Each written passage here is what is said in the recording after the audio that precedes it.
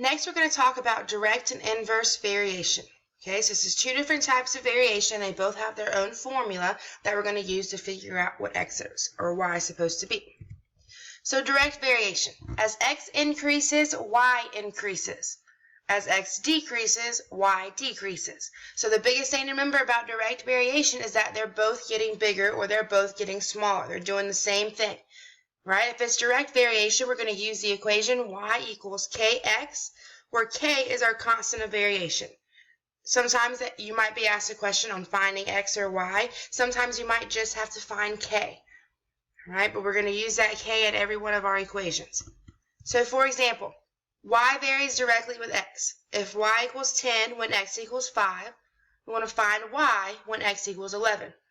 So my equation for direct variation is y equals kx. These types of problems are always going to give you enough information to be able to find, in this case, y when x equals 11. But if I were to plug in what I know just right here, it would be y equals k times 11. So in order to find y, I had to know what k is. Well, it gives me this first half of the sentence. That's what I'm going to use to find k.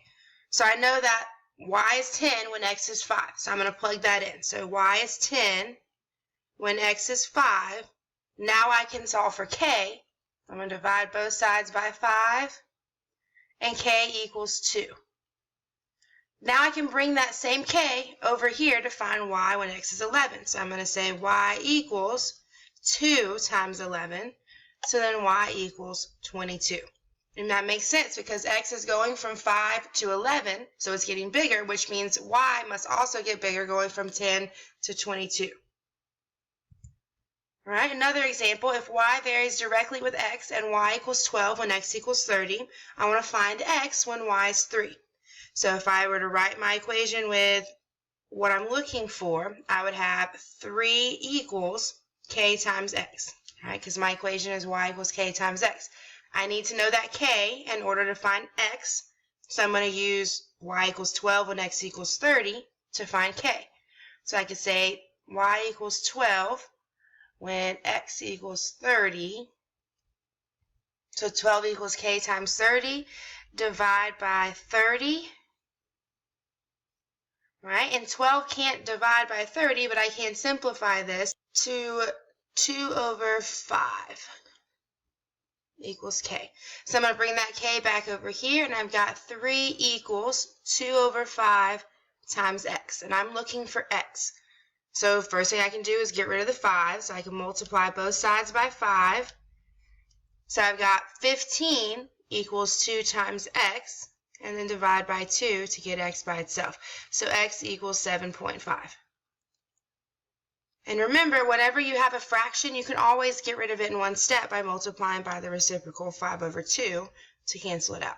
But x equals 7.5 when y is 3, which again, direct variation means they're both doing the same thing. So y went from 12 to 3, it's going down, so x had to go down and get smaller, which it did to 7.5. Inverse variation is as x increases, y decreases, or as x decreases, y increases. So direct means they're doing the same thing. Inverse means they're doing the opposite. My equation for inverse is y equals k over x, or k divided by x, where k is still that constant of variation. The steps are the same but as direct variation, but now I've got a different equation to use. So y varies inversely with x. If y is 15 when x is 12, we want to find y when x is 24. So inverse variation, y equals k divided by x. If I were to plug in what I know, I'd have y equals k divided by 24. But I still need to know that k value, so I'm going to use what I was told in the first half of the sentence, y equals 15 when x equals 12, to find k. So my equation then becomes 15 equals k divided by 12, multiply by 12. And 12 times 15 is 180. So k equals 180. I can bring that k back over here, and y equals 180 divided by 24, which 180 divided by 24 ends up being 7.5. Again, just like the last one. So y equals 7.5 when x equals 24.